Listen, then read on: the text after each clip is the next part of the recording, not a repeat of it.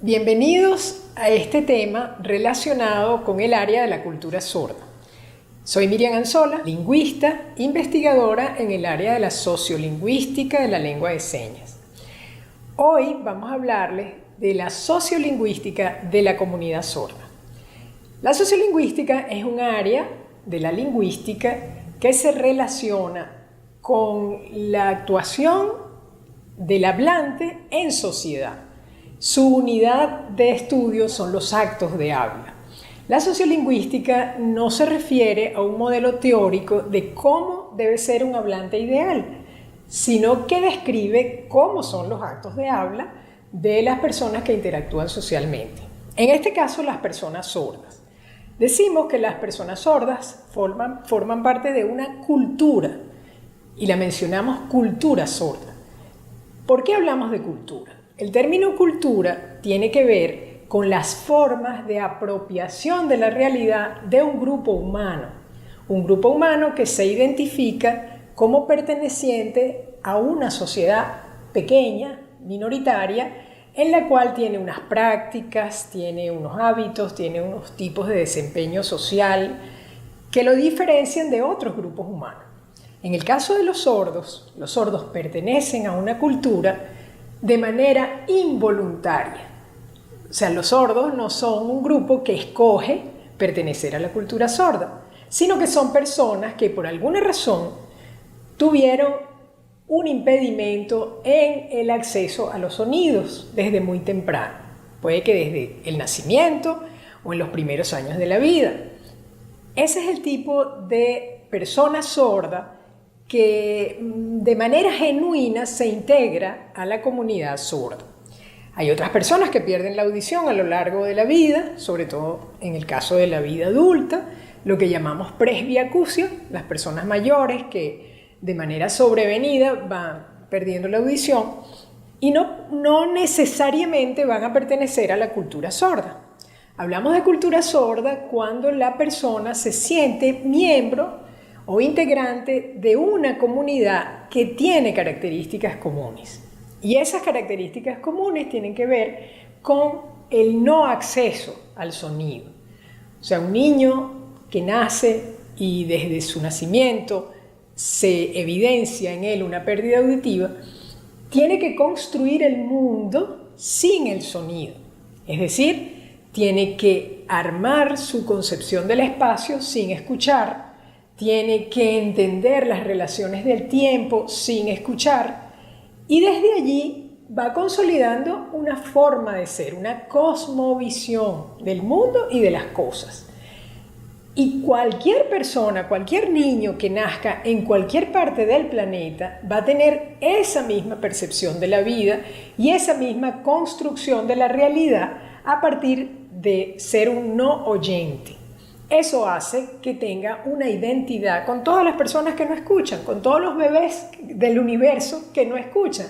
Todos se van a criar de manera semejante a partir de los comportamientos que genera el no escuchar, el no tener el sonido como referencia. Entonces la cultura sorda efectivamente se constituye desde un grupo humano que tiene una característica que lo hace, digamos, insoslayablemente pertenecer a esa identidad. Pero además de eso, ese grupo desarrolla una lengua particular. La lengua decimos que es la piel de la cultura. Nosotros, todos los que hablamos la misma lengua, sentimos de la misma manera, entendemos las cosas de la misma forma.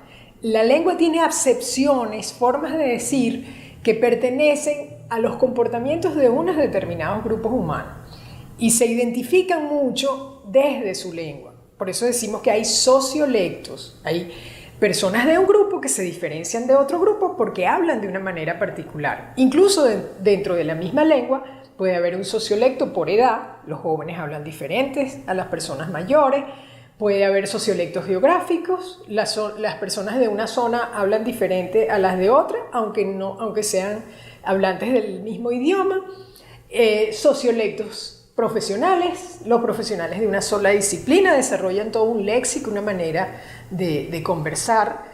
y con un vocabulario particular de su propia disciplina. Bueno, los sordos también desarrollan sus propios sociolectos como los desarrolla cualquier hablante de cualquier idioma. Pero el caso de la lengua de señas tiene una particularidad.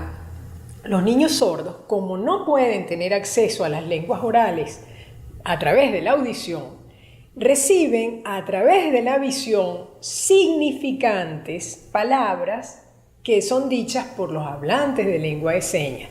Las reciben de la misma manera que se recibe la lengua oral por la vía auditiva, pero ellos lo reciben por la vía visual y llegan al lóbulo occipital y desde allí van a los centros del lenguaje. Y así se construye la lengua de señas. Entonces decimos que es su lengua inicial.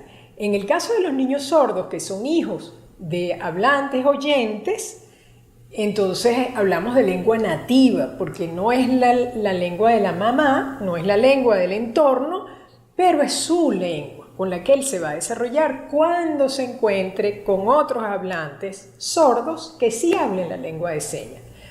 Esa lengua marca la cultura sorda. O sea, la característica predominante desde el punto de vista social de la cultura sorda es la lengua de señas. La característica predominante de la cultura sorda en cuanto a los comportamientos y a la elaboración cognitiva es la ausencia de sonido. Esas dos características conforman la comunidad de personas sordas. Entonces, bueno, la historia nos dice que una comunidad desarrolla su lengua cuando se juntan los hablantes y adquieren convenciones, se ponen de acuerdo de cómo van a decir las palabras, de a quién le van a decir las palabras. La antropología describe perfectamente cómo los primeros humanos, el Homo sapiens, empezó a nombrar cosas, a ponerle significantes a las cosas, y otros miembros de la especie se pusieron de acuerdo y empezaron a nombrarlos de la misma manera, y así nacen las lenguas. En el caso de los sordos pasa igual. Los sordos se ponen de acuerdo y con las manos empiezan a nombrar el mundo, a nombrar la realidad. La historia de la comunidad sorda, en el caso de Venezuela, viene de la fundación de una escuela para niños ciegos y sordos en los años 1930.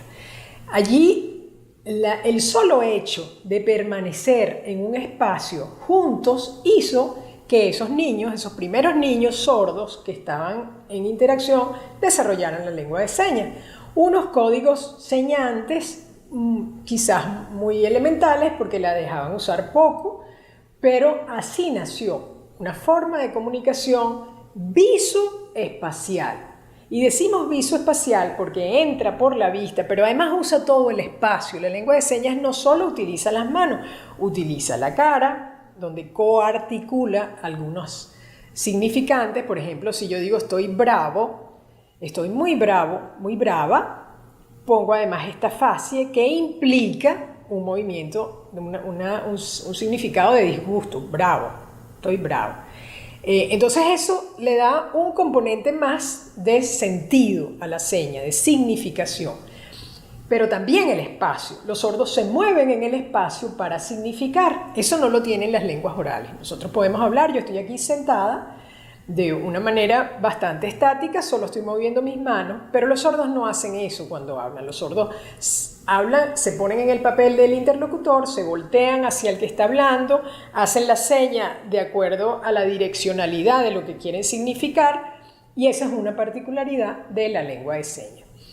Volviendo a la historia, los niños sordos que desarrollaron ese código elemental, o digamos inicial, primario, después fueron separados de los niños ciegos y se creó una nueva escuela en el año, ya más adelante, y en el año 1950 se crea la Asociación de Sordomudos de Caracas. En esa Asociación de Sordomudos de Caracas llega una persona que se llama José Arquero, un español, que hablaba la lengua de signos, así se decía, española, y empezó a aportarle a la comunidad sorda caraqueña algunos elementos, algunas señas que él ya conocía de la realidad, digamos, que los rodeaba, del entorno, del momento histórico que vivían. Y de allí entonces nació la lengua de señas venezolana, con unas características y unos elementos que diferían de la lengua de señas española, y empezamos a hablar de lengua de señas venezolana. Sin embargo, socialmente y sobre todo a nivel educativo, no se reconocía la lengua de señas. La lengua de señas era casi que penalizada en las escuelas de sordos. En esa época, en los años, fines de los años 50, alrededor al inicio de la década de los 60, los niños sordos eran castigados si utilizaban sus manos. Había escuelas que incluso los amarraban. Y había escuelas oralistas, por ejemplo, que les ponían un chimpancé frente a la clase, en el salón, y cuando los niños usaban las manos le decían, mira, eres un mono. Porque estaba penalizado, porque la tendencia era a oralizar a los niños sordos. Entonces, hoy en día eso se concibe como un atentado a los derechos humanos, puesto que ya está claramente demostrado que esa es una lengua natural con morfología, sintaxis, semántica y pragmática, que son los elementos que hacen que un idioma sea una lengua. Entonces, cuando eso se comprobó, en 1983 la Universidad de los Andes hizo un estudio lingüístico en el que trabajó la doctora Lourdes Pietrosemoli de descripción de la lengua de señas venezolana para demostrar que tenía todos esos elementos y que por lo tanto era una lengua, un idioma. En ese mismo tiempo, a partir de esos estudios, a mí en particular me correspondió demostrar que el proceso de adquisición de la lengua de señas es un proceso natural igual al que siguen los niños oyentes con cualquier idioma en cualquier parte del planeta. Como las etapas de desarrollo lingüístico se cumplen de la misma manera en los niños sordos con la lengua de señas a cómo se cumplen con las lenguas orales de cualquier idioma en los niños oyentes. Con esas dos investigaciones se demostró que la lengua de señas tenía plena pertinencia para el desarrollo intelectual de la comunidad sorda, y las escuelas de sordos entonces crearon el modelo de educación bilingüe.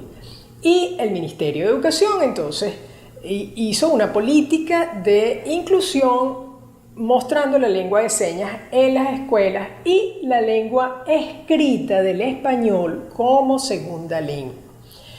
Ese es un proceso muy complejo que ha tenido muchos inconvenientes porque depende del dominio de las maestras de la lengua de señas, de la incorporación de hablantes sordos idóneos que puedan enseñar a los niños, etc. Pero a nivel internacional ya es un hecho, y constitucionalmente la Constitución de 1999 de la República Bolivariana de Venezuela, en el artículo 81, reconoce las lenguas de señas como la lengua propia de la comunidad sorda.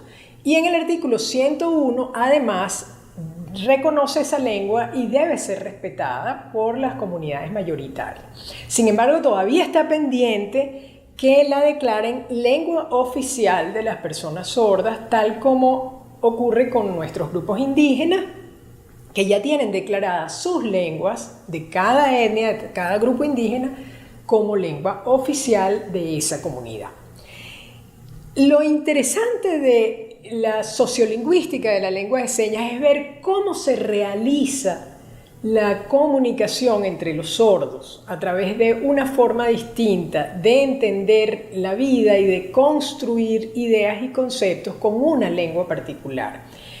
Entonces decimos que son una minoría étnica porque es un grupo particular que está compenetrado a través de su lengua, de su lenguaje, de la forma de construir el lenguaje.